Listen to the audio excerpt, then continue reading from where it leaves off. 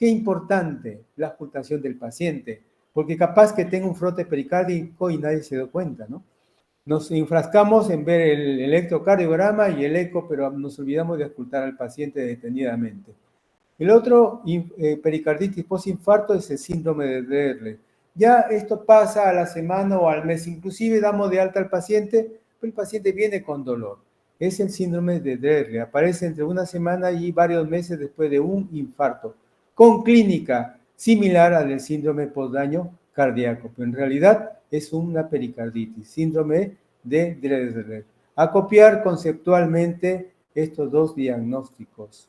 Bien, hasta aquí las pericarditis. Toda pericarditis, pregunto a la audiencia, ¿alguna pregunta? Si no hay preguntas, sigo. Bueno, derrame pericárdico. El derrame pericárdico es un paciente que ha tenido una pericarditis, probablemente con un germen muy agresivo, nosa, lo que sea, entonces genera la presencia de líquido a nivel de saco pericárdico.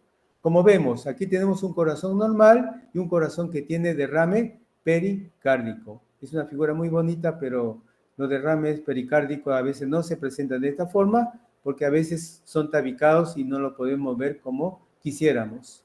Aquí tenemos, fíjese cómo en la placa de tórax un derrame pericárdico deforma la silueta cardíaca.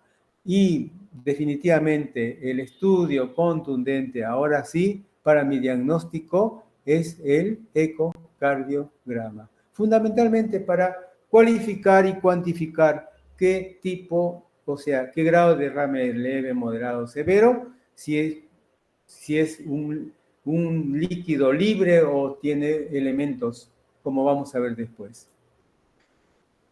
Miren cómo se asemeja a un botellón, ¿no? A una cantimplora, ¿no? Antes eran muy comparativos y tenían mucha razón, ¿no? La imagen del corazón como una cantimplora. El derrame pericárdico, ya en lo teórico, es una complicación de una pericarditis que puede generar graves consecuencias dependiendo de la velocidad de la instalación, como también de su etiología. Fíjese que las principales causas reportadas son las neoplásicas y las idiopáticas. Cuando hablamos de idiopáticas hablamos de virus, acá. Sin embargo, la etiología viral es subestimada debido a la dificultad de confirmar el diagnóstico, pero sin embargo es la más frecuente. Bueno, derrame pericárdico, definitivamente, más de 50 mililitros, ¿no? Su origen, amplia variedad de situaciones clínicas, infecciones virales, bacterianas y fúngicas, procesos inflamatorios antiinmunes y neoplásicos, ¿sí? Hoy por hoy vemos muchos pacientes post-pericardiotomía en los pacientes operados del corazón, ¿no? Muchos derrames pericárdicos que drenan y se evacúan o se absorben sin ninguna complicación, ¿no? Sobre todo aquellos que donde la cantidad de líquido no es extrema. Fíjese que el derrame pericárdico hace 40 años atrás, tanto la fiebre reumática como la pericarditis bacteriana fueron etiologías muy comunes en Europa. Ellos entendieron de que haciendo terapia previa con coberturas antibióticas, las vacunas, especial contra el Haemophilus influenzae, las causas disminuyeron considerablemente. Hoy poco tienen de derrame pericárdico por estas causas. Bien, ¿cómo se presentaría un paciente que tiene derrame pericárdico? Ya dijimos, dependiendo de la enfermedad de base, la edad del paciente, pero fundamentalmente de la velocidad de la instalación del derrame. Se dice de que la acumulación rápida de líquido es peor tolerado que la acumulación lenta, la cual se hace manifiesta al comprimir estructuras vecinas o que el músculo cardíaco no está preparado anatómicamente y funcionalmente para soslayar un incremento rápido del líquido pericárdico. Por lo tanto, si hay líquido en el pericardio, cuando ocultamos al paciente, los ruidos cardíacos van a ser fonéticos. Por supuesto, ya no va a haber frote porque no hay contacto de las dos membranas del pericardio. La zona de máximo impulso se va a desplazar hacia la izquierda o hacia la derecha, dependiendo del lugar de máxima expresión del derrame pericárdico. Y hay un signo, el signo de Edward, que dicen que es una zona de matidez por debajo del ángulo de la escápula izquierda, que lamentablemente nadie lo hace, pero sin embargo es importante tener en cuenta, porque de repente le preguntan, ¿qué es el signo de Edward? Bueno, a veces no sabemos qué contestar, pero entiendan de que esto es un signo que lo obtenemos a la palpación cuando un paciente tenga una alta probabilidad de un derrame pericárdico. La placa de tórax, como vimos, ¿sí? Hay una deformación de la silueta cardíaca, un tórax en cantimplora, o también puede ser normal de acuerdo a la cantidad de líquido que esté contenido. El ecocardiograma es el método más eficaz y contundente para mi diagnóstico. ¿Y cómo tratamos un derrame pericárdico? Mediante la pericardiocentesis, fin de diagnóstico y o terapéutico, ¿sí? Es importante que cuando uno hace un drenaje, evaluar las características físicas del derrame pericárdico, que puede ser un exudado, un trasudado o puede ser hemorrágico.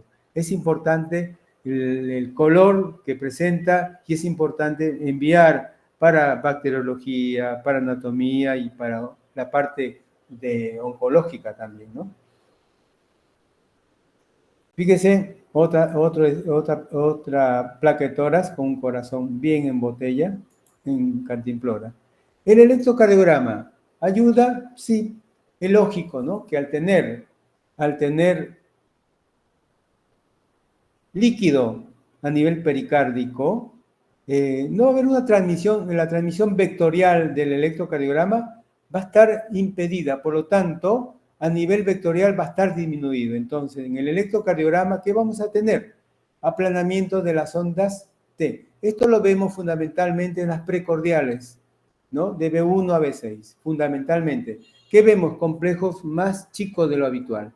También se habla, en casos muy avanzados, la alternancia eléctrica, un complejo normal y un complejo más chico. Como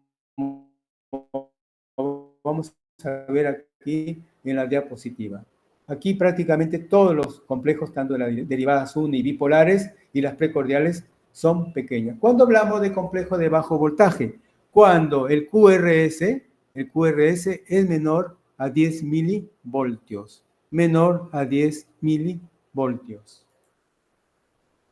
El ecocardiograma dijimos, ¿no? Aquí tenemos una vista en eje largo, aquí tenemos la pared del tórax, aquí está hay un derrame pericárdico anterior, el ventrículo derecho, el septum interventricular, el ventrículo izquierdo, ¿sí? Y la pared posterior del ventrículo izquierdo y el derrame pericárdico. Tiene un derrame pericárdico global, ¿no? De acuerdo al ecocardiograma, tenemos 3 grupos de derrame pericárdico, leve, moderado, severo, ¿sí? 3 grupos según la distancia diastólica entre el pericardio y el ventrículo, izquierdo o derecho. Leve, menos de 10 milímetros, moderado entre 10 y 20, y más de 20, derrame pericárdico severo. Aquí tenemos las vistas ecocardiográficas. Definitivamente es un derrame severo. Este es un derrame moderado y este es otro derrame probablemente severo.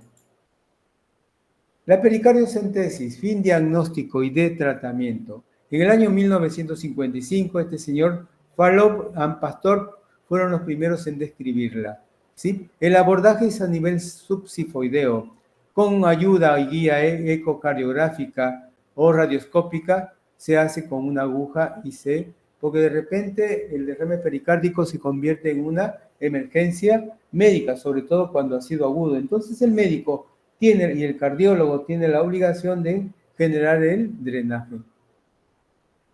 De nuevo, fíjese, un paciente joven de 18 años con un derrame pericárdico masivo.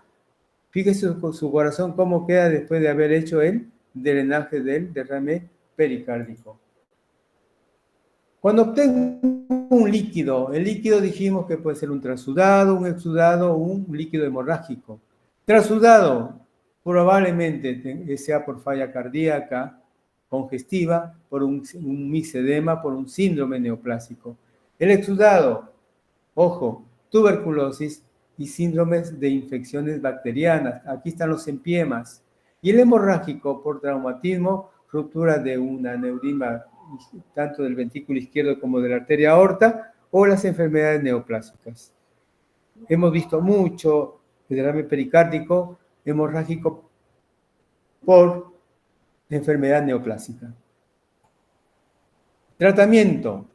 ¿Cómo tratamos médicamente a un paciente con derrame pericárdico?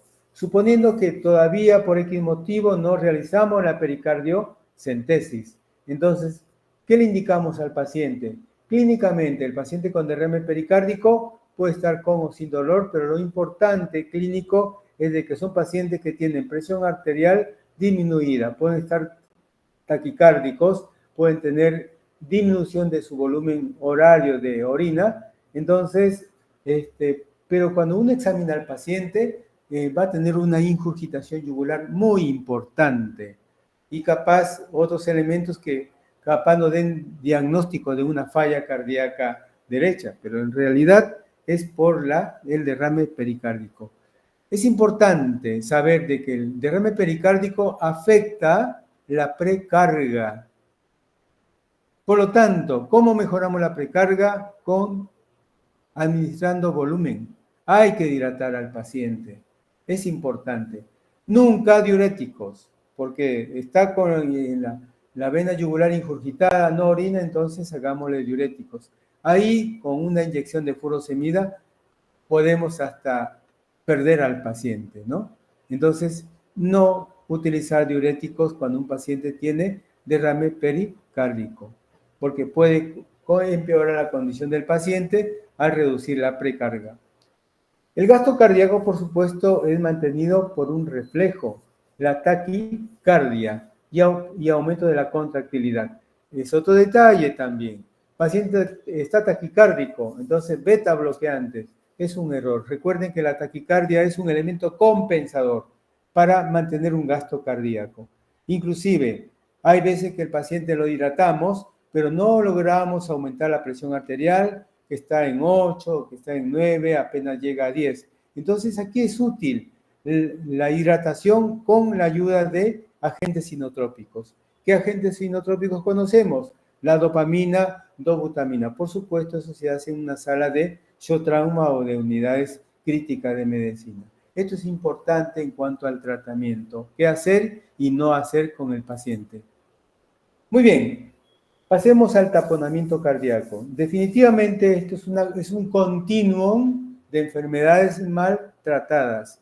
Taponamiento cardíaco, como vemos después, ya es una complicación hemodinámica, porque lo que más se altera es la disfunción diastólica. Y alterar la disfunción diastólica significa de que no va a haber un buen volumen urinario, no va a haber buena hematosis, el paciente va a estar con presiones muy bajas, capaz muy taquicárdico, entonces empeoramos al paciente, taponamiento cardíaco. Es un síndrome clínico hemodinámico potencialmente mortal. Mucho líquido a nivel del espacio pericárdico. Sí, esto va a generar un aumento de la presión intrapericárdica que va a rebasar la presión de las cavidades ventriculares impidiendo su llenado. Recuerden, el llenado se produce fundamentalmente más a nivel de cavidades derechas. Recuerden, el ventrículo derecho es un cebador de trabajo para el ventrículo izquierdo. Si el volumen derecho no se llena, por lo tanto, no va a haber un buen volumen de retorno hacia cavidades izquierdas. Eso es un detalle importante conceptual a tener en cuenta. Acá, bueno, sí, es un continuum. Puede ir de ligeros aumentos de la presión intrapericárdica sin repercusión clínica hasta un cuadro de importante bajo gasto cardíaco y, por supuesto, muerte. La gravedad de los signos y síntomas dependerán del grado de afectación hemodinámica, como también lo dijimos para el derrame pericárdico, ¿no? La cantidad de líquido necesaria para producir un estado crítico puede ser de tan solo 200 mililitros, y sobre todo si esto se acumuló rápidamente, o también ser superior a 2000 mililitros, pero este líquido se va acumulando progresivamente.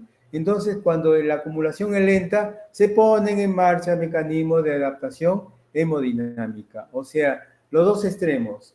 El rápido 200 te compromete hemodinámicamente.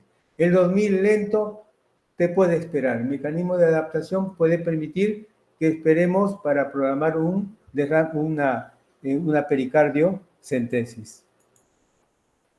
Taponamiento cardíaco. Como concepto clínico tenemos la triada de Beck. Hay hipotensión, hay elevación de la presión venosa sistémica a nivel yugular y un corazón se ve al ecocardiograma quieto y pequeño. Bien. Signos y síntomas de taponamiento cardíaco. Paciente está con piel fría, viscosa, disneico, taquicárdico, está con las yugulares ingurgitadas, hay, por supuesto, hipotensión arterial, hay una diferencial reducida. Esto es muy importante, presión arterial diferencial reducida. El latido apexiano y ruidos cardíacos están disminuidos en su lugar normal ¿cómo se llama? Desplazados. Hay una hepatomegalia congestiva. Recuerde que son cavidades derechas las que están mortificándose. Puede haber o no frote pericárdico, generalmente no lo hay. Hay una matidez aumentada a nivel hepático, a nivel del precordio, y es positivo el signo de Kussmaul. ¿Sí? Signo de Kussmaul que lo obtenemos cuando pedimos al paciente que respire hondo, en donde el reflujo hepatoyugular va a ser mucho más positiva. Los síntomas: paciente con insuficiencia respiratoria, puede estar en ortopnea, sudoración por bajo gasto, ansiedad e inquietud, hay estado confusional, dolor interescapular, dolor abdominal y el paciente está orinando muy poquito. Entonces, toda la clínica de signos y síntomas me da un síndrome de bajo gasto, hasta tal punto de llegar a un shock cardiogénico, y es porque hay fallo cardíaco, más derecho que izquierdo, ¿no? Por el derrame pericárdico. Ya dijimos ingurgitación yugular, y está el pulso paradójico. ¿A qué llamamos pulso paradójico? Descenso de la presión arterial sistólica mayor a 10 milímetros de mercurio durante la inspiración, mientras que la presión arterial diastólica se mantiene estable. Lo que cambia entonces es la presión sistólica, mayor a 10 milímetros de mercurio. Esto se detecta también con el tensiómetro, pero también se puede detectar con la palpación de pulso durante la inspiración, donde la amplitud de la onda de pulso hasta puede desaparecer. Bien, como ya dijimos, este es un resumen de lo que es taponamiento cardíaco. La acumulación de líquido a presión alta comprime las cámaras cardíacas. Va a generar una disfunción diastólica, y la disfunción diastólica va a generar disminución del volumen sistólico, del gasto cardíaco. El paciente va a estar hipotenso, en taquicardia y en shock. El aumento de la presión venosa, congestión sistémica, va a haber compromiso visceral a nivel hepático, a nivel de ascitis y más hinchazón en las piernas. Por supuesto, la ingurgitación yugular. Este dibujo ya lo hemos visto, esta presentación. Bien. Conclusiones: el taponamiento cardíaco, situación crítica para el paciente que requiere la atención rápida de un equipo multidisciplinar entrenado, donde la pericardiocentesis, ya dijimos, es el tratamiento idóneo, ideal para la hemodinámica del paciente. Y por supuesto, la pericardiocentesis hoy por hoy lo hacemos mediante guía ecocardiográfica. Bien. Acá hay un detalle importante en la actitud médica. Cuando realizamos pericardiocentesis, guiada por ecocardio o fluoroscopía en sala de hemodinamia, ¿no? Es cuando es un pericardio, cuando un derrame pericárdico que tiene taponamiento se fue generando, ya sea en forma rápida o en forma lenta, ¿no? Pero fundamentalmente la forma lenta. No todos los pacientes que tienen derrame pericárdico se indica la pericardiocentesis. Hay unos que tienen que ir a cirugía, el abordaje tiene que ser mediante cirugía. En estas situaciones, cuando hay disección de la aorta tipo A, cuando hay clínica de ruptura de pared libre por un infarto de miocardio, hay un traumatismo de tórax grave y reciente y la presencia de un hemopericardio iatrogénico, ¿sí? Cuando el sangrado no se puede controlar por acceso percutáneo.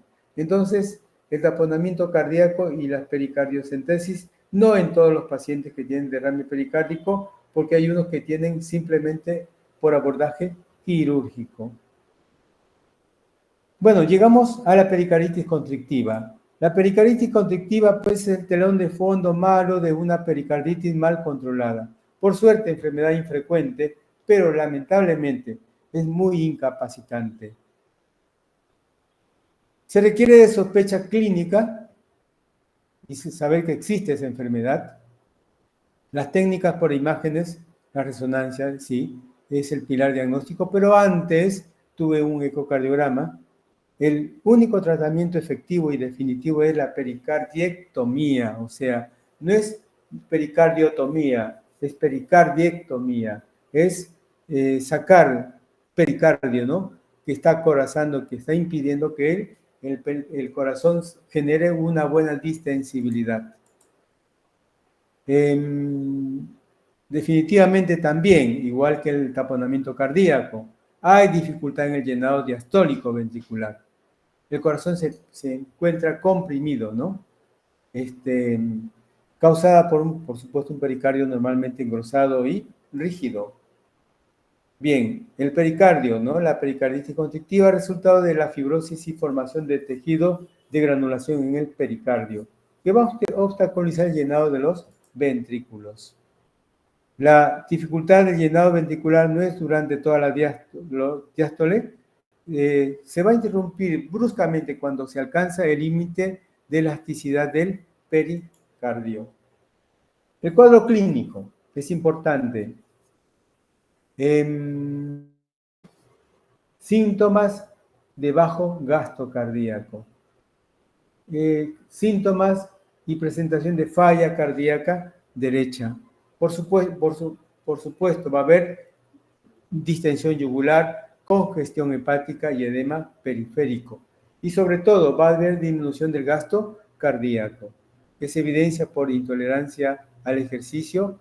En casos severos, habrá caquexia cardíaca. ¿Sí? Bien, el cuadro clínico.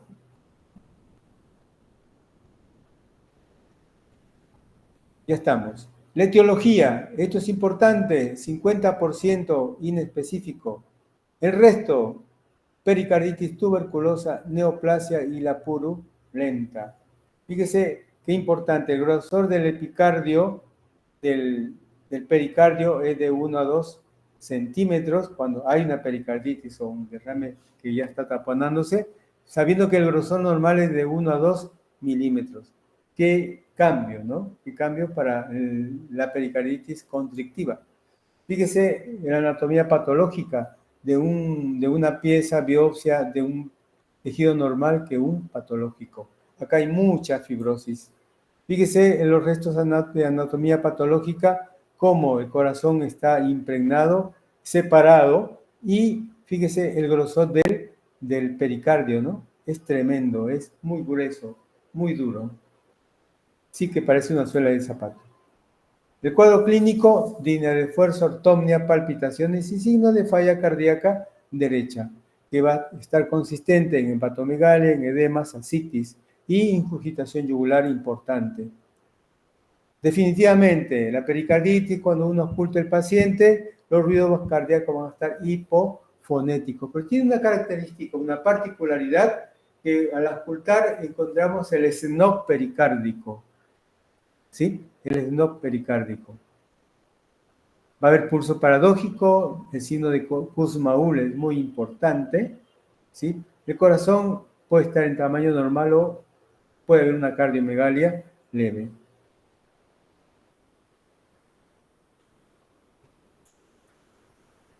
El electrocardiograma de la pericarditis constrictiva vamos a tener disminución del voltaje del QRS, va a haber inversión de las ondas T y ondas P anormales, ancha y bimodales. Aquí tenemos un electrocardiograma de un paciente con pericarditis constrictiva. Definitivamente los complejos son de bajo voltaje. La placa de tórax, ahí podemos ver, ¿no? La calcificación del pericardio. También la calcificación pericárdica sin que exista pericarditis constrictiva, ¿no? Como otro elemento de hallazgo. Bien, la placa de tórax, como ustedes ven, acá hay, ¿no? Una imagen tipo nacarada, ¿no? Que es de calcio. Es una pericarditis constrictiva. Otro detalle importante aquí, presentando a un paciente que tiene ascitis, que tiene circulación colateral, que tiene edemas crónicos con signos de mala perfusión. ¿Sí? Esto es el paciente en estadio final de la pericarditis aguda. Bueno, el electrocardiograma ayuda también para el diagnóstico diferencial, pero es la resonancia magnética o la tomografía axial computada la que nos da estas imágenes. Fíjese cómo el pericardio, el epicardio está separado del líquido, pero el pericardio visceral está bien grueso. Parece una suela de zapatos que no se rompe con facilidad. Otro elemento, la resonancia magnética, igual. Muy bien, hasta aquí hemos llegado a las enfermedades del pericardio. Por favor, ¿alguna pregunta?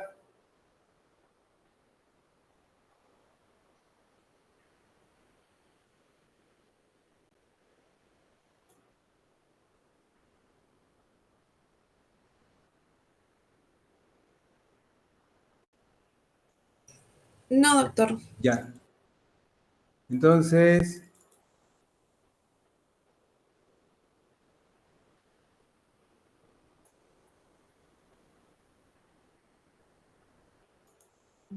no.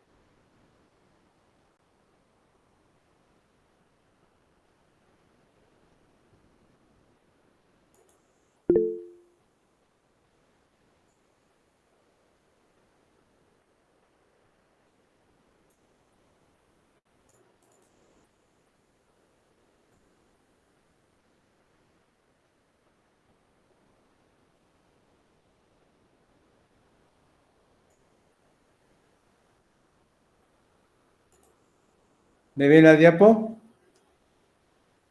No, doctor. Ay, ay, ay.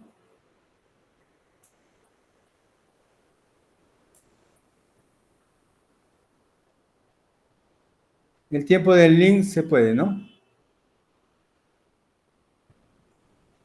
O sea, no hay... Compartir, ya estamos.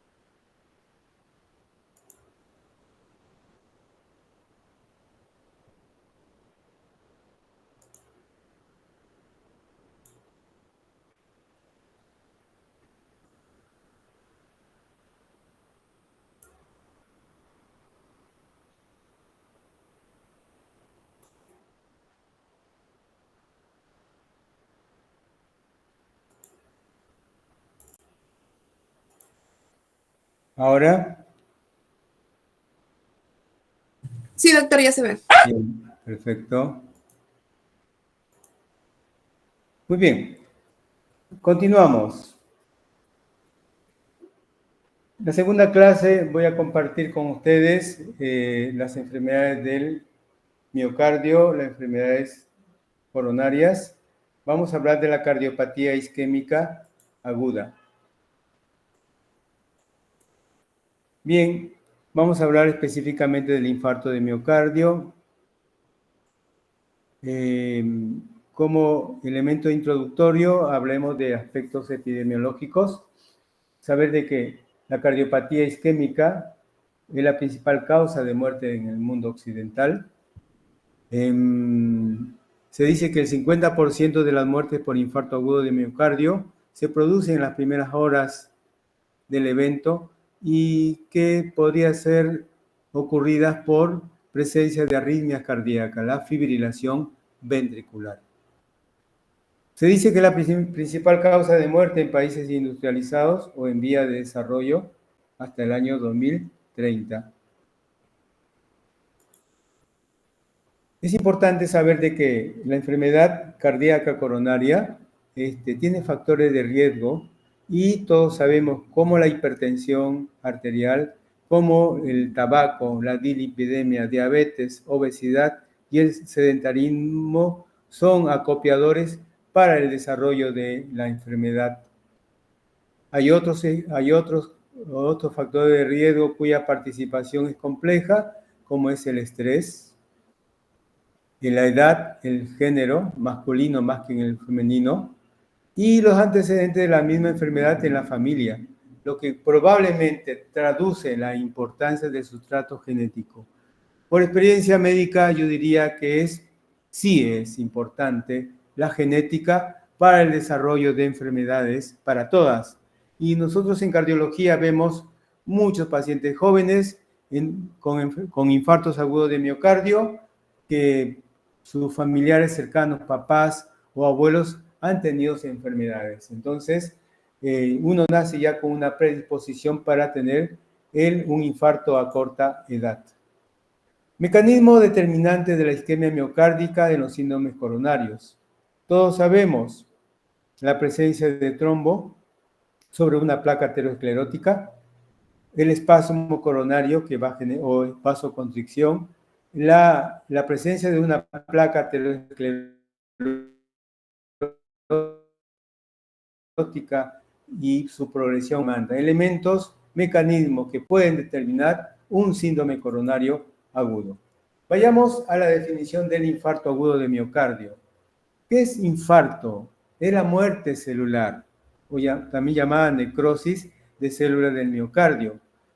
Producto, como hemos visto anteriormente, pero fundamentalmente, ¿qué es lo que le falta al músculo para infartarse? La insuficiente cantidad de oxígeno al músculo cardíaco. La fisiopatología, ya la hemos visto, ¿no? Estrechamiento de la arteria coronaria, ya sea por un trombo no oclusivo, por una aterosclerosis progresiva o por una reestenosis. También puede deberse a un espasmo coronario, ¿sí? ¿Cuántos pacientes llegan con patrón clínico de una angina de pecho, con un síndrome coronario agudo, con cambios electrocardiográficos, pero cuando le hacemos un cateterismo, las arterias están normales? Esos pacientes hicieron un espasmo sostenido. Otras causas secundarias: fiebre, taquicardia, tirotoxicosis, hipotensión, síndrome anémico. Tener en cuenta que cuando una célula se necrosa, va a presentar alteraciones histológicas que son irreversibles. Una célula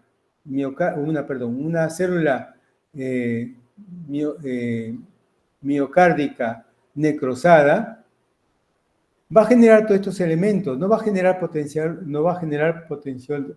de acción, por lo tanto no va a producir vectores, no va a haber alteraciones o no despolariza ni repolariza y promueve fluidos que van a estimular las reacciones con liberación de los mediadores del dolor y la presencia de proteínas celulares, las enzimas cardíacas, ¿no? Entonces, fíjese que lo primero que no se realiza el generar el potencial de acción va a ser los que van a generar la sintomatología clínica. La no producción de vectores son los que van a elaborar los cambios en el electrocardiograma y que no despolariza y no repolariza son los cambios de contractilidad que vamos a ver en un ecocardiograma, la hipocinesia, y por supuesto la elevación de enzima es la promoción de líquidos, fluidos, ¿no? Porque se van a desencadenar reacciones con liberación de mediadores del dolor y de los biomarcadores. Esto es importante a tener en cuenta, como vamos a ver después, que una célula necrosada ya prácticamente está inerte en lo que va a significar síntomas, pero sí va a generar todo este tipo de reacciones. Un recuerdo anatómico, ¿sí? La coronaria izquierda, la coronaria derecha. La coronaria izquierda se divide en dos arterias principales, la arteria circunfleja y la arteria descendente anterior. En cambio, la coronaria derecha es única, ¿sí? Da ramas importantes, pero no tiene dos ramas principales como tiene la coronaria izquierda. La otra vista es importante, donde vemos el sistema de conducción cardíaco, donde vemos el nodo sinusal, el nodo auriculoventricular, el haz de His y la división de ramas izquierda y la rama derecha. ¿Por qué traigo a colación todo esto? La presentación de las arterias coronarias y del sistema de conducción. Porque cuánto saber que la coronaria derecha irriga el nodo sinusal, irriga el nodo auriculoventricular, el haz de His y las ramas tanto izquierda como derecha, ¿no?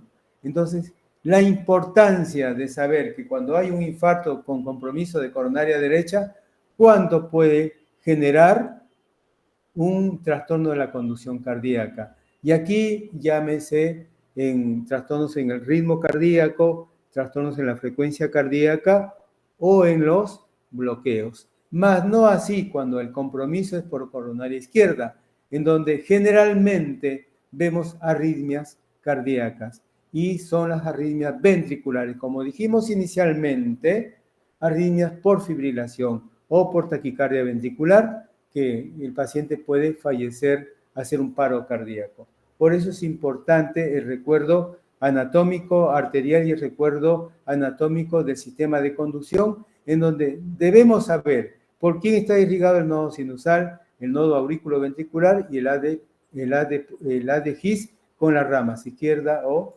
derecha. Otro dibujo donde evaluamos la circulación coronaria con sus ramas concurrentes.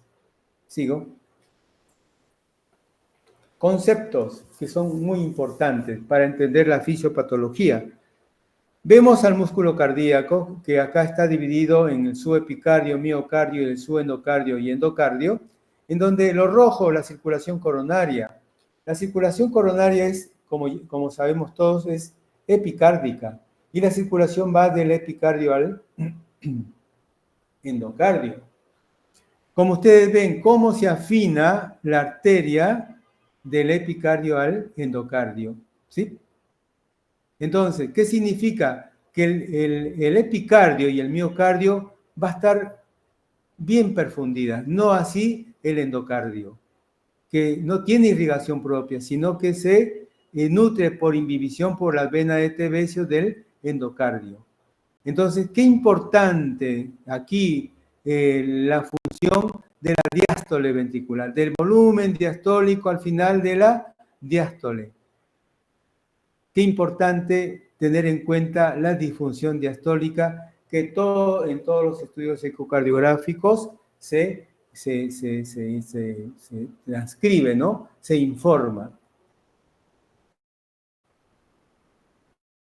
Fíjese, ¿qué pasa cuando el paciente está en sístole? Cómo el diámetro de la arteria disminuye bastante a nivel del subendocardio, ¿no? O el endocardio. Fíjese en la diástole, cómo mejora la circulación coronaria. Por lo tanto, siempre decimos que el corazón se irriga en diástole.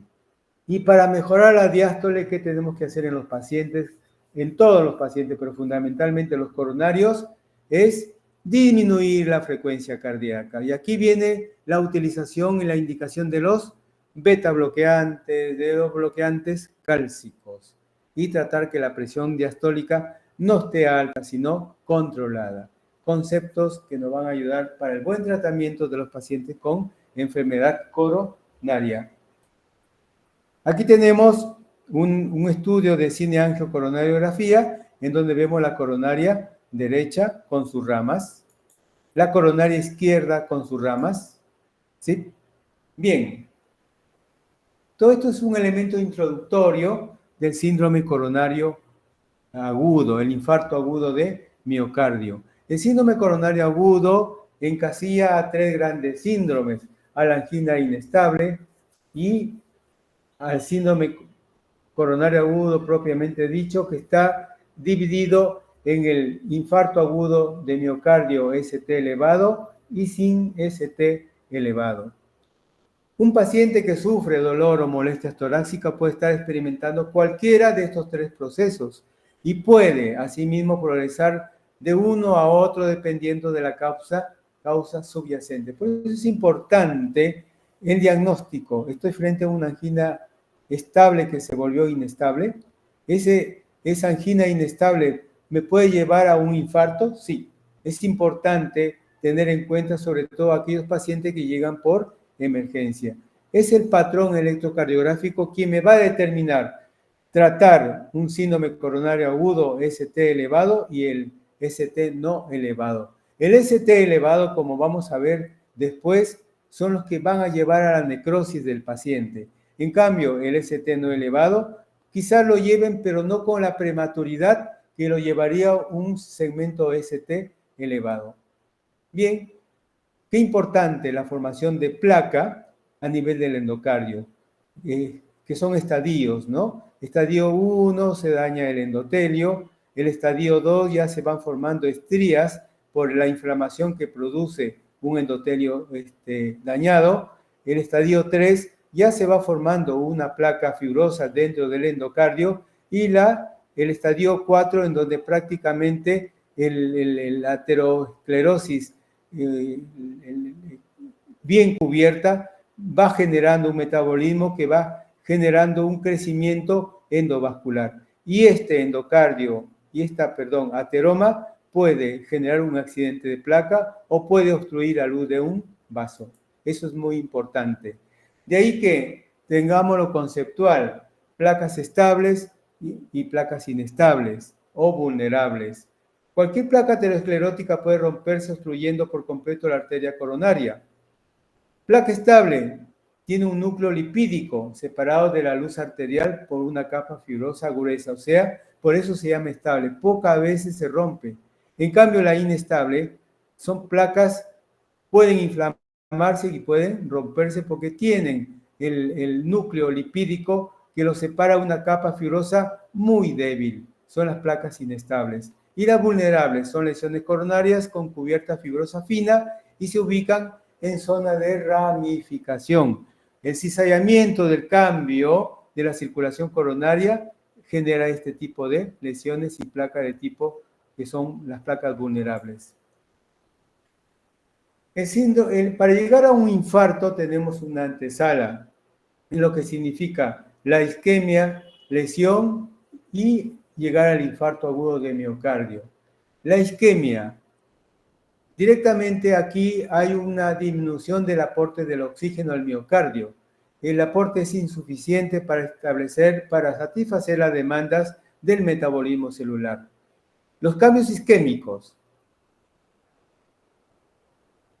Estos cambios isquémicos no afectan grandemente a las células miocárdicas y cuando se instala la circulación, el aporte de oxígeno se controla, y las alteraciones son reversibles.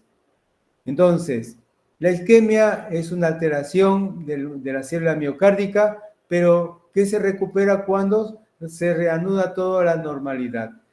¿Cómo vemos la isquemia en mi electrocardiograma? Con la onda T. La onda T que tiene características muy particulares de decir, esto es una onda T normal o es una onda T que está generando una alteración isquémica. Si no le hacemos caso a la isquemia, pasamos a la lesión. La lesión cuando la isquemia es más grave y prolongada. Aquí las células se agreden un poco más, pero aún son recuperables cuando a tiempo se recupera la circulación coronaria. Las células lesionadas pueden recuperar su estado normal o casi normal cuando se restablece el flujo sanguíneo y la oxigenación coronaria. Ese es los signos de la lesión. ¿Con qué elemento de mi electrocardiograma veo la lesión? Con el punto J y segmento ST, en lo que va ya a iniciar la repolarización ventricular. Y por último llegamos a la necrosis. La necrosis es producto de una isquemia miocárdica persistente, ¿sí? Llegamos a la lesión, las células anóxicas terminan por sufrir una lesión irreversible y morir, quedando eléctricamente inertes. En este momento hay muerte celular, por lo tanto se produce la necrosis. Se dice que se ha producido un infarto agudo de miocardio. Entonces, la necrosis, ¿con qué elemento de mi electrocardiograma lo veo? Con la onda Q, que tiene características muy particulares, y decir, esta es una onda Q normal o esta es una onda Q de necrosis, que lo vamos a ver posteriormente. En este estado de necrosis, las células de necrosis ya no recuperan su normalidad por más que se genere la revascularización u oxigenación. Lo muy importante es de que el dolor del infarto del miocardio no es por estas células necrosadas, sino por las células, por el tejido circundante que probablemente siga isquémico. Eso es lo que produce el dolor. Hasta ahora se clasifican estos tipos de infarto. Hay 5 tipos de infarto de miocardio. El tipo 1 es el más común, 90%. Directamente es la oclusión aguda de una arteria coronaria. Es miocardio, es el infarto por lesión espontánea. Se rompió una placa ateromatósica, sangró y obstruyó totalmente el vaso. Tipo 2, infarto agudo de miocardio secundario a un desequilibrio isquémico entre la oferta y la demanda.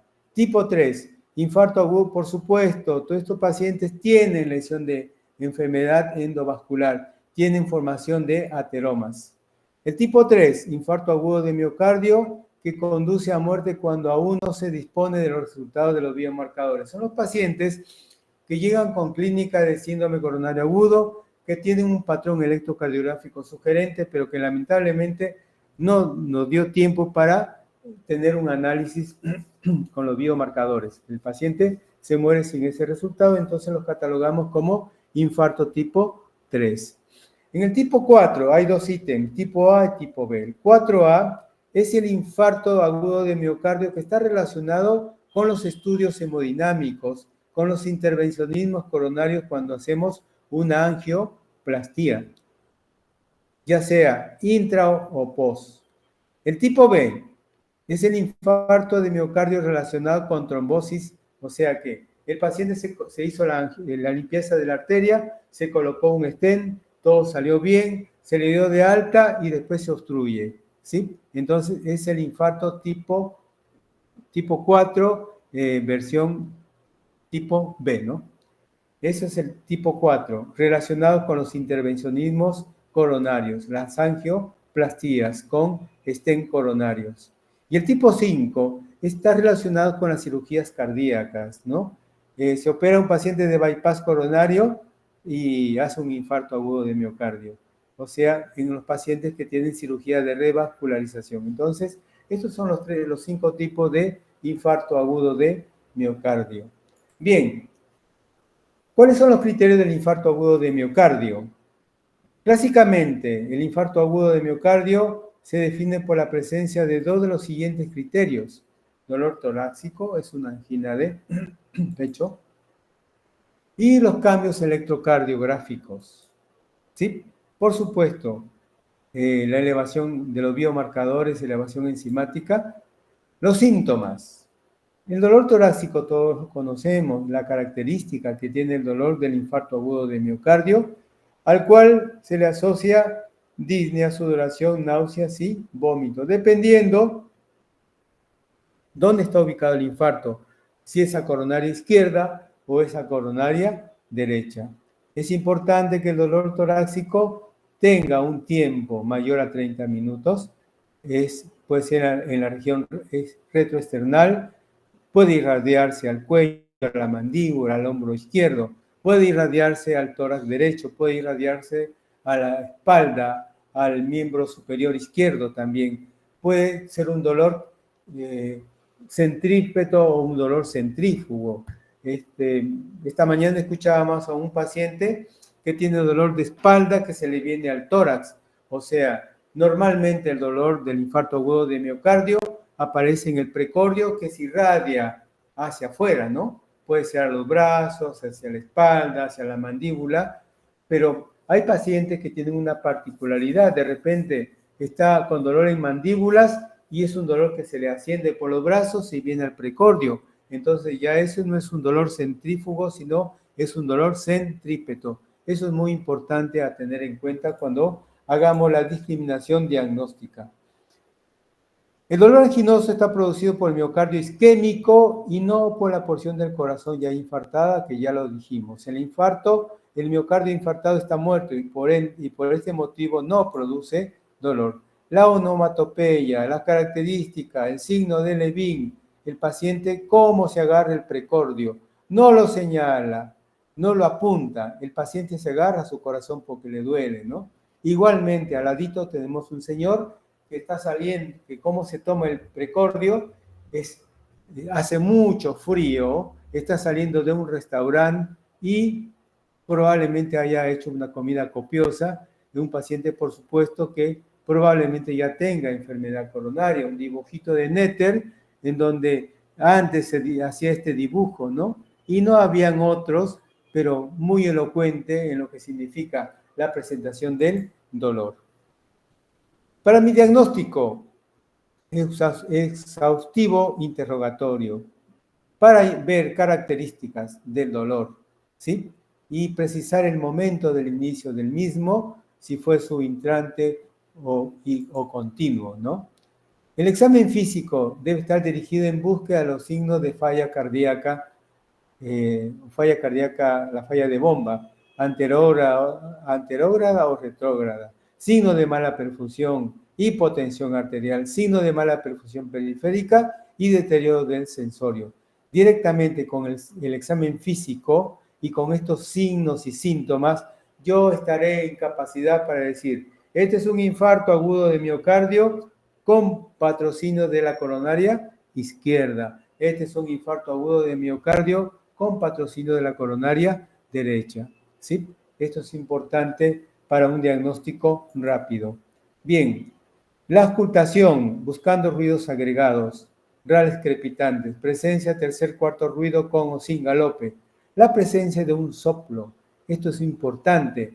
Si yo encuentro un soplo y es de valvulopatía mitral, tengo que pensar que la válvula está defenestrada, probablemente rota porque con el infarto abarcó el músculo papilar y el músculo papilar al alterarse la motilidad deja de ser simétrica o romperse directamente. La presencia de la ingurgitación yugular, sinónimo de falla cardíaca derecha, o el signo de Kuhlmann, sinónimo de falla cardíaca derecha. Como dijimos, el paciente aquí viene hipotenso, viene con trastorno del sensorio, mal perfundido, hipotensión arterial, oligúrico y tantas cosas, tantos elementos de falla cardíaca derecha. Bien, ¿qué es importante? Esto siempre se recalca, sospechar un infarto agudo de miocardio inferior, con esta triada característica, hipotensión arterial, ingurgitación yugular, con pulmones limpios, ¿sí? Por supuesto, no tenemos que esperar una placa de tórax para hacer un diagnóstico. Y aquí tenemos que ser rápido en el tratamiento, ¿no? Hidratar bien al paciente y llevar a sala de hemodinamia. Pero es importante asegurarnos una adecuada precarga y el aseguramiento de la precarga es con volumen, porque son pacientes hipotensos. Síntomas concurrentes y neurológicos. Hay ansiedad, temor, sensación de muerte, inquietud, agitación, sensación de muerte inminente. Cansancio extremo, debilidad. Puede haber mareos, confusión, desorientación o somnolienta, o haberse directamente desmayado y lo traen por eso, pero sin embargo fue por infarto agudo de miocardio o que el paciente haya tenido un síncope.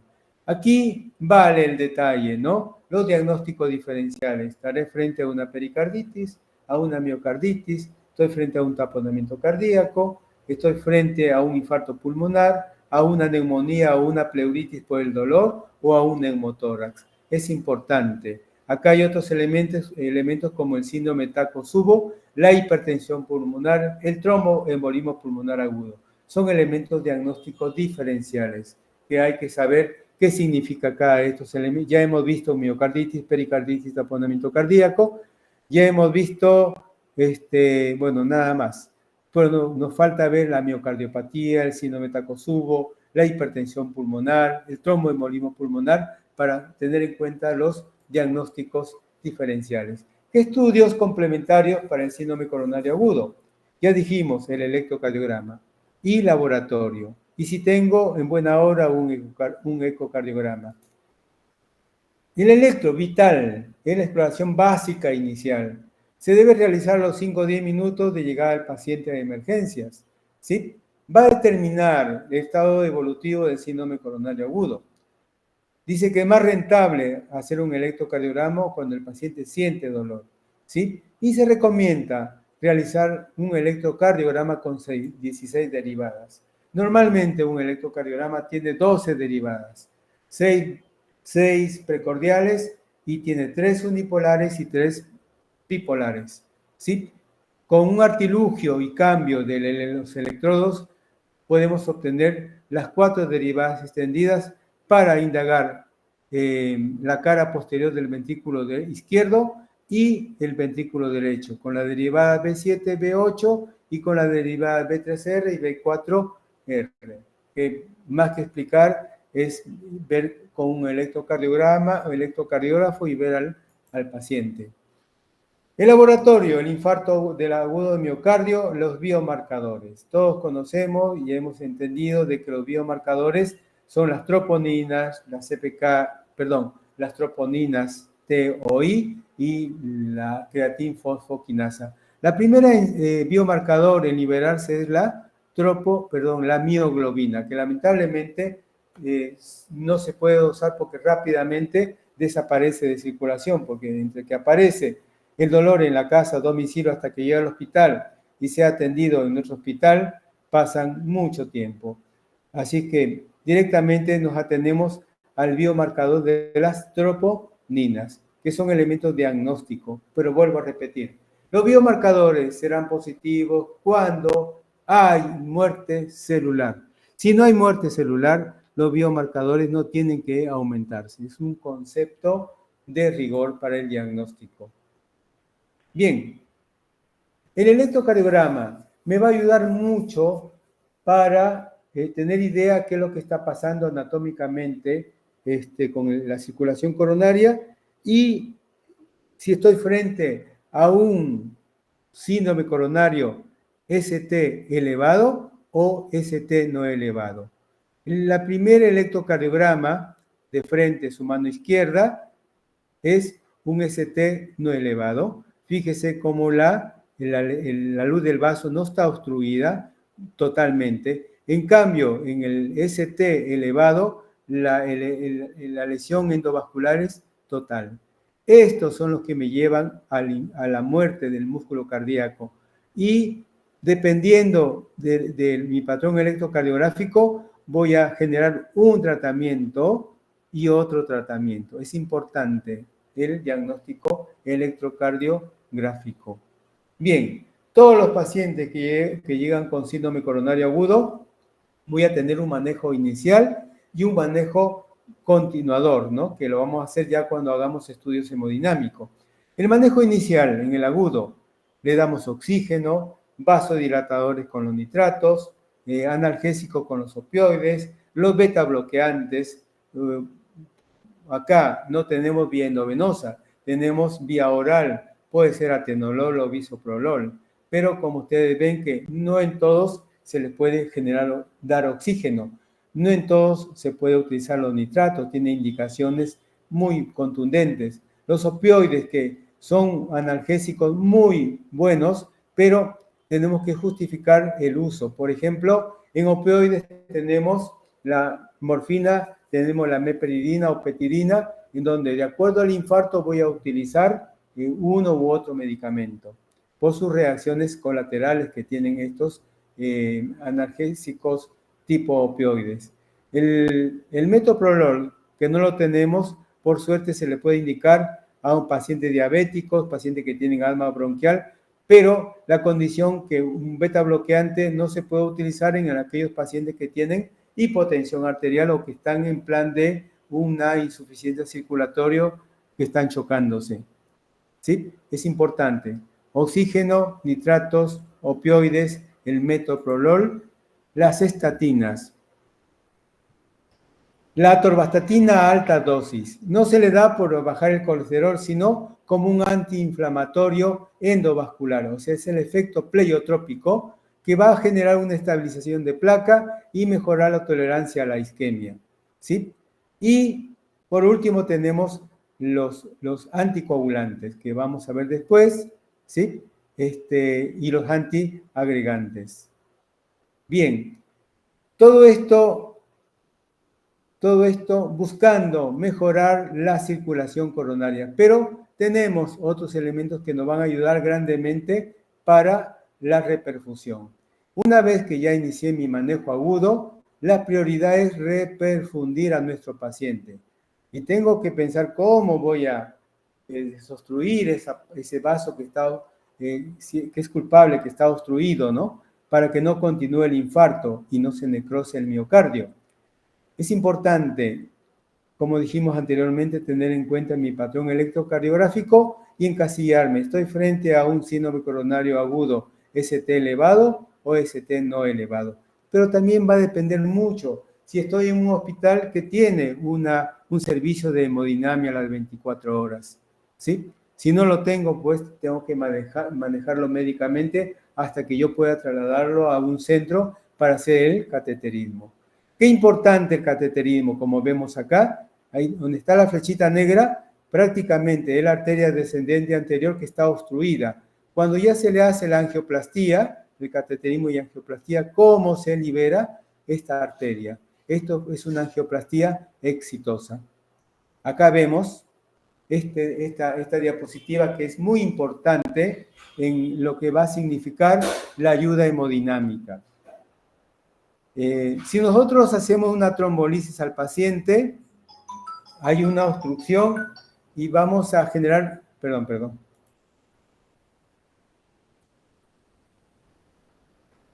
El vaso está obstruido. No tengo la posibilidad de una hemodinamia. Entonces tengo un segmento ST elevado. Entonces voy a hacer una trombolisis, como vamos a ver con los trombolíticos. Me va a diluir el coágulo. Me va a restablecer el flujo, la trombolisis. Pero si yo lo llevo al paciente después de una trombolisis a sala de hemodinamia, voy a realizar un cateterismo y altamente voy a realizar una angioplastía. La angioplastía va a salvar el músculo, va a limpiar el vaso culpable.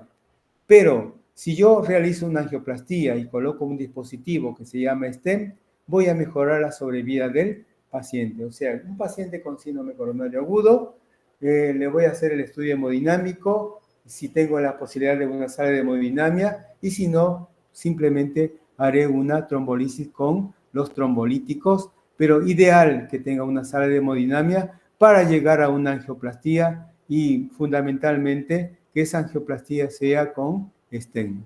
¿Sí?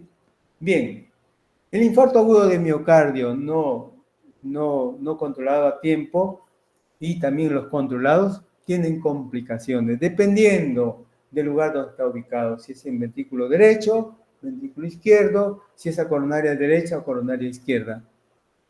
Bien, que se reinfarte, complicaciones de arritmias cardíacas ventriculares, que me genere una pericardiopatía, que se comprometa el infarto al ventrículo derecho, que se me extienda, que se me rompa el ventrículo izquierdo o derecho, y todo eso me va a generar fallas cardíacas izquierdas y fallas cardíacas derechas. Las izquierdas son emergencias médicas, porque la gran mayoría me va a generar un edema agudo de pulmón. y si no actúo rápidamente, porque la gran mayoría tienen que ir a una hemodinamia o una sala quirúrgica, el paciente se muere. Es importante conocer las complicaciones del infarto agudo de miocardio y para su conocer y conocimiento práctico siempre se encasilla. El infarto es por coronaria izquierda o por coronaria derecha. Bien, veamos los patrones electrocardiográficos que ya le hemos ido manifestando en lo que significa la isquemia, la lesión y la necrosis. Este es un ítem muy importante. Esto es un patrón electrocardiográfico que todos lo conocemos. Es importante la línea isoeléctrica que tiene que coincidir, ¿sí?, con el segmento PR y con el segmento ST.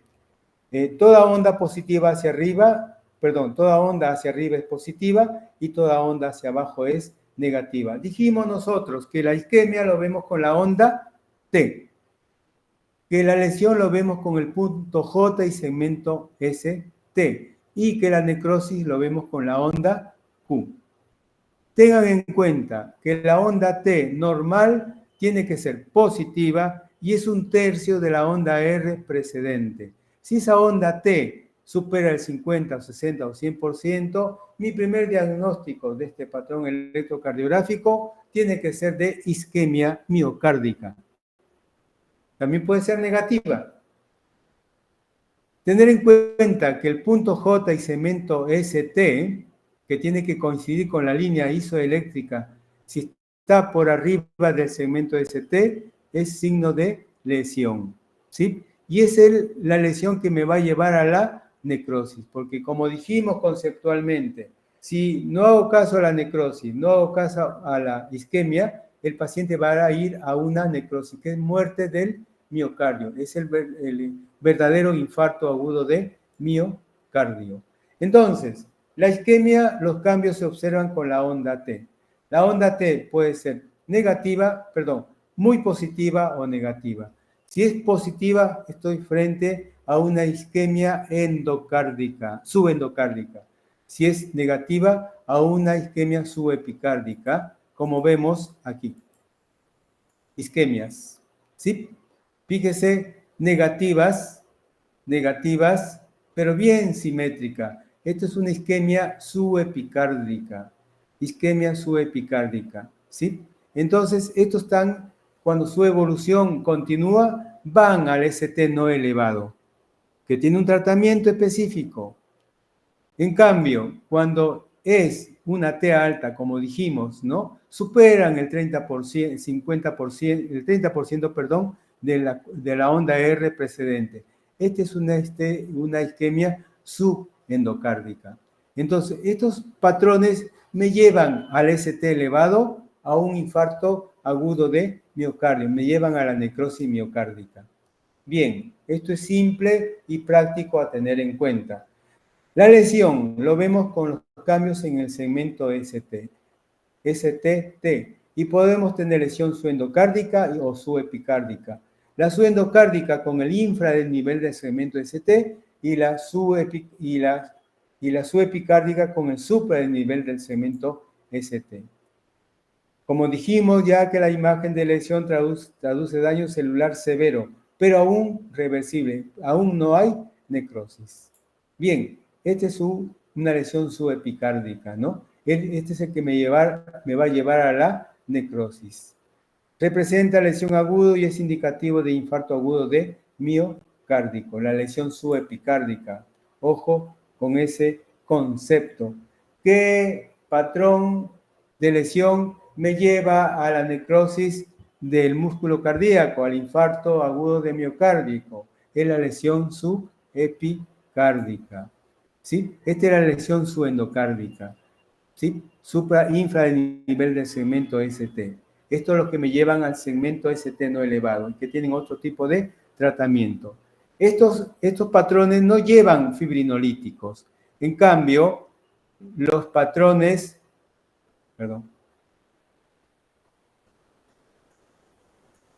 estos sí me van a indicar fibrinolíticos. En cambio, los ST no elevados no van a fibrinolíticos, sino van a las heparinas de bajo peso molecular, ¿sí? Pero que en algún momento estos van a cateterismo, sale de hemodinamia, van a ir en algún momento. La necrosis, como dijimos, la presencia de la onda Q.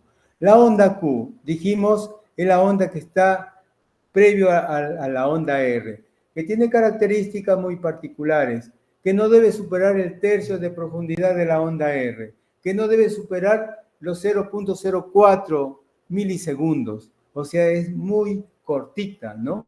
Pero si la onda Q tiene más de 0.04 segundos y una amplitud que supera el cuarto de la onda R precedente, estaremos frente a una onda Q por necrosis, como lo vemos acá.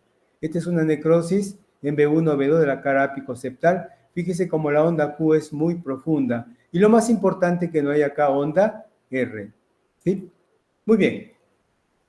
Chicos, hasta aquí infarto, síndrome coronario agudo por infarto agudo de miocardio, es el patrón electrocardiográfico ST elevado. Nos está quedando el síndrome coronario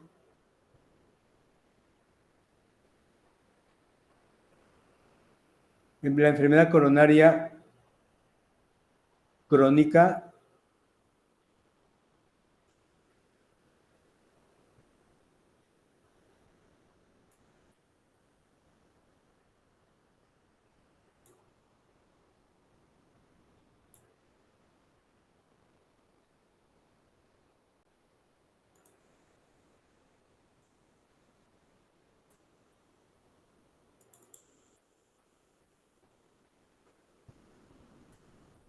¿Ve la diapo?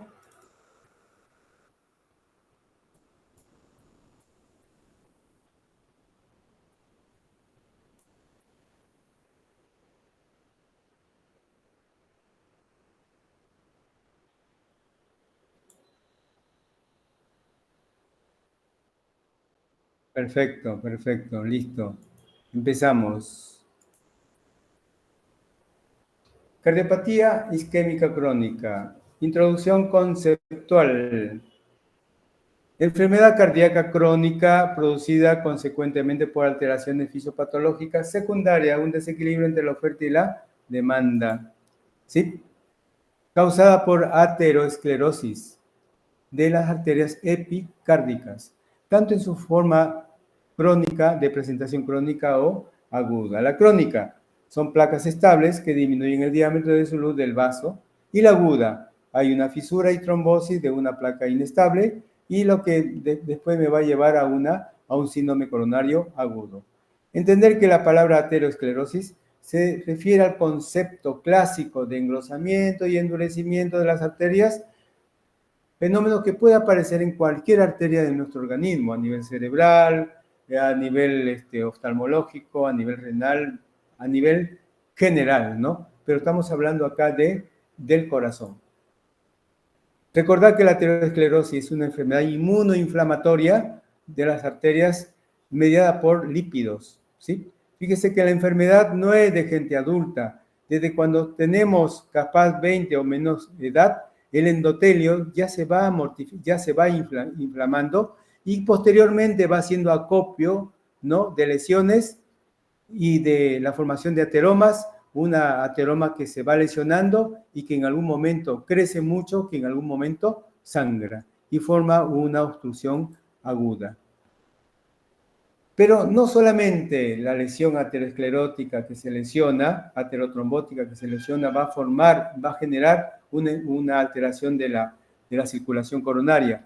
Hay otras patologías como la microcirculación coronaria, la microcirculación o el síndrome X cardíaco que me puede producir una angina, una simplemente disfunción endotelial, un espasmo coronario, una embolia coronaria, que sin tener lesión del vaso puede generarnos una angina de pecho o un infarto, una disección de arteria coronaria de manera espontánea. Este año hemos visto ya, creo, 4 casos y fundamentalmente lo hemos visto en mujeres de 40 años para arriba, o estar presente a una disección de aorta en la raíz aórtica, que va a afectar el ostium o el origen de las arterias coronarias izquierda o derecha. También hay situaciones fisiopatológicas que, sin existir una alteración de la circulación coronaria, pueden originar una isquemia miocárdica. Esto puede ser debido a un aumento de la demanda miocárdica de oxígeno. O sea, el músculo cardíaco trabaja de tal forma que gasta mucho oxígeno, exige mucho la circulación coronaria. Y esto lo vemos sintomatológicamente en la estenosis aórtica severa. Los pacientes con estenosis aórtica severa se quejan de dolor precordial. Es uno de los signos de alarma, como ya lo hemos visto en los prácticos. Igual la miocardiopatía hipertrófica, sobre todo la concéntrica. La cardiopatía hipertensiva con hipertrofia ventricular. La misma hipertensión pulmonar, estenosis pulmonar, los ritmos rápidos, taquicardias, el hipertiroidismo y la sepsis, por supuesto que genera un aumento de la frecuencia cardíaca, ¿no? A una disminución del aporte del oxígeno al miocardio, y aquí tener en cuenta los síndromes anémicos. Por eso es importante, recalco en los prácticos, ¿no? Qué importante es saber si un paciente está anémico o no, o también el extremo, ¿no? De los pacientes que están con poliglobulias. En este caso, la anemia genera una hipoxemia y va a generar aumento de la frecuencia cardíaca y mayor gasto cardíaco. Un paciente que ya tiene lesión endocárdica, endovascular, va a generar mayor alteración en la circulación coronaria.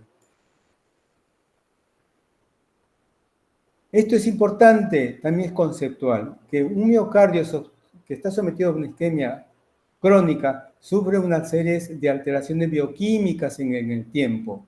Estas alteraciones bioquímicas van a conllevar, alteran primero la función mecánica, en lo que va a significar la sístole y la diástole. Posteriormente, van a aparecer las alteraciones eléctricas, que eso ya se puede detectar en el electrocardiograma.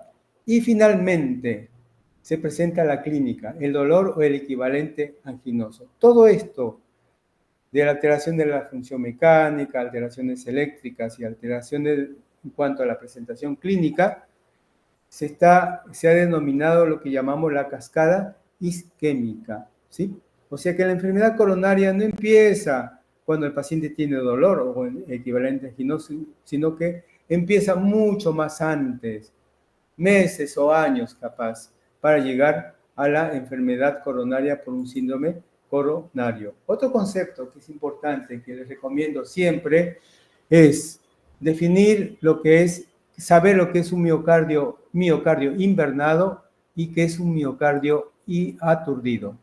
El invernado se trata de un miocardio que no se contrae bien, está bajo en su contractilidad. Y esto es producto de una reducción crónica del flujo coronario, pero que cuando lo activamos con sustancias inotrópicas mejora su contractilidad.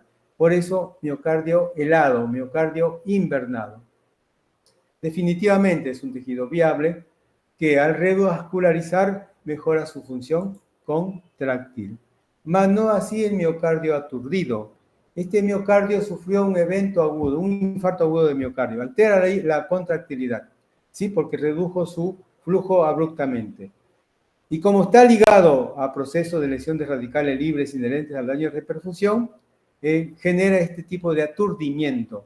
Pero será viable y su recuperación funcional será mejorada, lenta y progresiva cuando llegamos a tiempo, ¿no? No hemos llegado al infarto agudo de miocardio, hemos llegado hasta la lesión miocárdica. Miocardio invernado y aturdido. Esto es conceptual y de recuerdo histórico de nuestros avatares de la medicina. Este señor William Herberdale, fíjese, el año 1768, este señor hizo una presentación en el Colegio Médico del Colegio Médico de Londres y él definió por primera vez lo que es la angina de pecho. ¿Y cómo lo define? Diciendo que hay una enfermedad en el pecho que se caracteriza por síntomas violentos y muy particulares. Se quejan de sensación de ahogamiento, de temor, parecen justificar, él decía el nombre de angina de pecho, de un dolor, angor, dolor, ¿no? Los afectados al andar, al caminar, él dice, se ven afectados con una sensación extraordinariamente penosa y acompañada de un sentimiento de aniquilación. Es la angina de pecho que oprime, que aprieta. Entonces el paciente camina y siente esa molestia. ¿Qué hace? Disminuye y mejora los síntomas.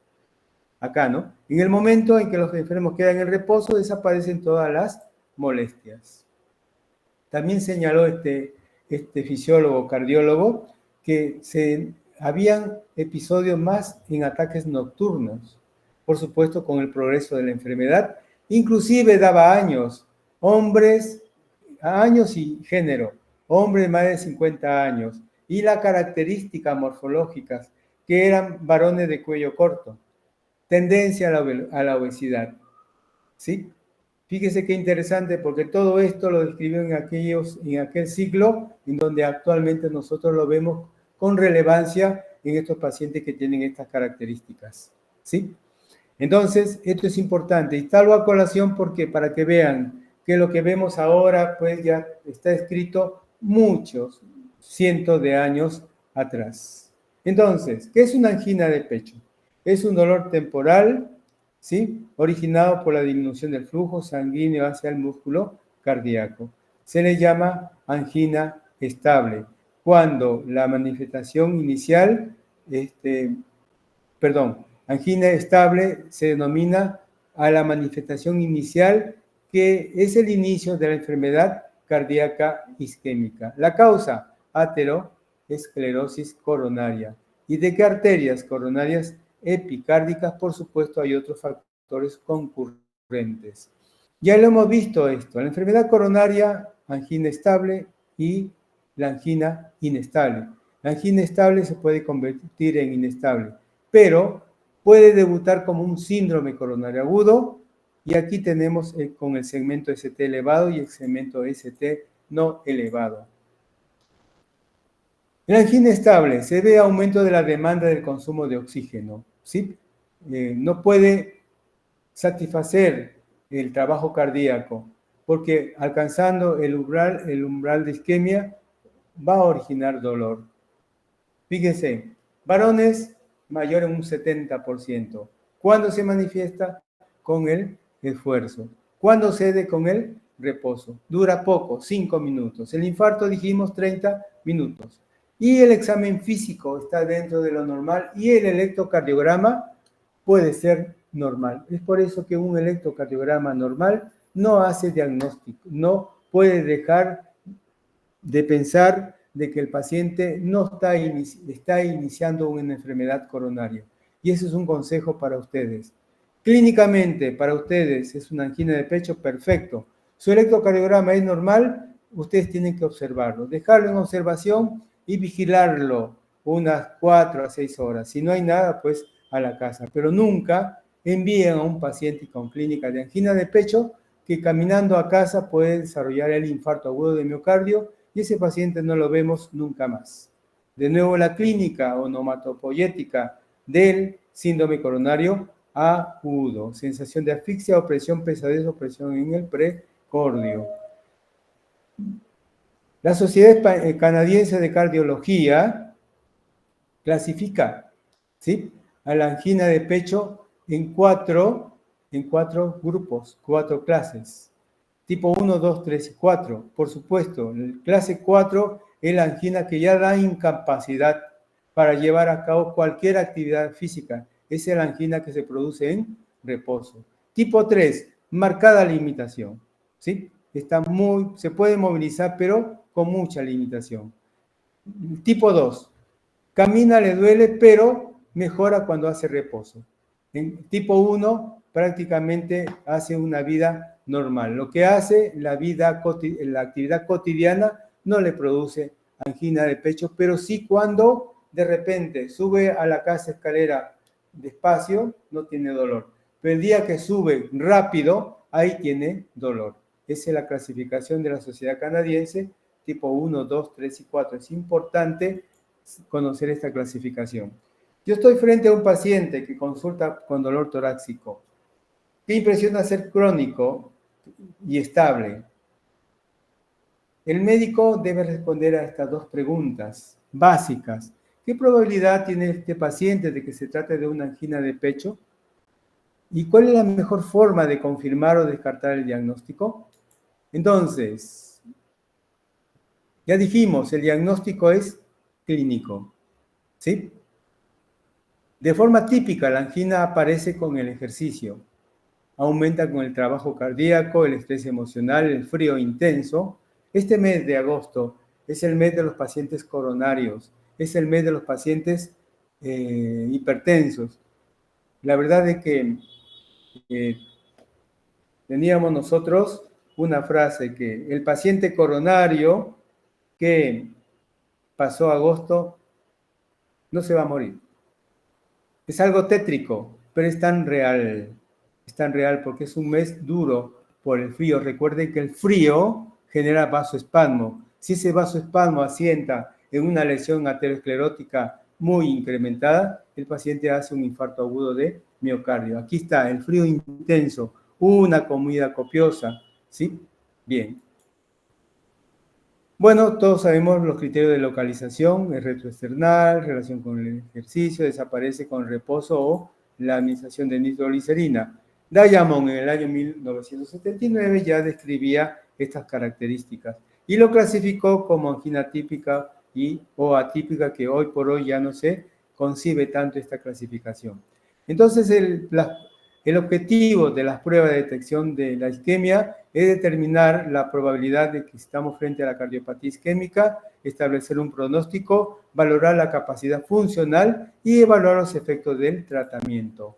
Las principales pruebas son las pruebas de esfuerzo, el ecocardiograma de esfuerzo o estrés farmacológico. Hay estudios tomográficos, la gammagrafía de esfuerzo o de estrés farmacológico y fundamentalmente la cineangiocoronariografía. Son pruebas para detectar si el paciente tiene enfermedad coronaria o un paciente que tiene angina estable, ver en qué estado está para seguir tratamiento médico o ya hacer una intervención. La cineangiocoronariografía está indicado en pacientes clasificados de alto riesgo por pruebas no invasivas. Una angina estable severa. Una angina estable en pacientes programados para cirugía mayor no cardíaca. Un diagnóstico que no es concluyente y que hay disparidades en cuanto a diagnósticos, resultados conflictivos, que siempre lo hay entre colegas, ¿no? Entonces, mi tratamiento, el objetivo es reducir los síntomas de la isquemia, prevenir la muerte precoz en un paciente que tiene enfermedad cardíaca, prevenir o evitar la progresión de la enfermedad coronaria que condicione un infarto agudo de miocardio o que me lleve a una falla cardíaca por disfunción ventricular izquierda e insuficiencia cardíaca. Qué importante. Aquí, la isquemia, una alteración entre el aporte y la demanda. La disminución del aporte me va a disminuir el flujo diastólico y la disminución del flujo diastólico me va a generar una disminución del flujo sanguíneo al miocardio. El aumento de la demanda me va a aumentar el volumen de fin de diástole y aumento de la presión diastólica del ventrículo, fundamentalmente el ventrículo izquierdo. Entonces la isquemia me va a producir un aumento de la rigidez de la pared, fundamentalmente de la pared del ventrículo izquierdo, o sea, me va a aumentar la precarga del ventrículo izquierdo. ¿Cómo mejoro el vasoespasmo? ¿Cómo evito la formación de trombos? ¿Cómo evito o disminuyo la aterosclerosis? ¿Cómo disminuyo la poscarga? El vasoespasmo, aquí tengo los vasodilatadores con la nitroglicerina, con los antagonistas de calcio. Disminuye el vasoespasmo. El trombo, la utilización del ácido acetilsalicílico. La aterosclerosis, ¿cómo disminuyo la inflamación endovascular? Con la administración de estatinas. El aumento de la precarga, también, de la poscarga, perdón, también lo disminuimos con la administración de antagonista de calcio, igual que el vasoespasmo. ¿Cómo disminuyo la frecuencia cardíaca? Con los beta bloqueantes. Sabemos que tenemos bloqueantes de primera, segunda y tercera generación. Utilizar beta bloqueantes de segunda generación adelante. ¿Cómo disminuimos la contractilidad que está aumentada en el paciente con enfermedad coronaria? Con beta bloqueantes. ¿Y cómo disminuyo la precarga endovascular? Con vasodilatadores tipo nitroglicerina. Qué importante el conocimiento de los efectos benéficos y las reacciones colaterales de estos fármacos y fundamentalmente ver frente a qué tipo de pacientes estoy. Si no es diabético, asmático bronquial, es nefrópata, tiene enfermedad vascular y tantos elementos diagnósticos que por suerte, perdón, que por mala suerte para nosotros no vienen solos, ¿no? Vienen con muchas enfermedades concurrentes. Entonces ahí está la habilidad y la experiencia del médico. Por eso medicina decimos que es la ciencia y el arte, ¿no? La ciencia es lo que significa el conocimiento y el arte es por la experiencia que el médico va aquilatando a través de los muchos años de ver pacientes. Bien, aquí tenemos los agentes farmacológicos con las reacciones benéficas y las reacciones colaterales. Y lean, estudien y le doy muchas gracias. Hemos terminado la clase.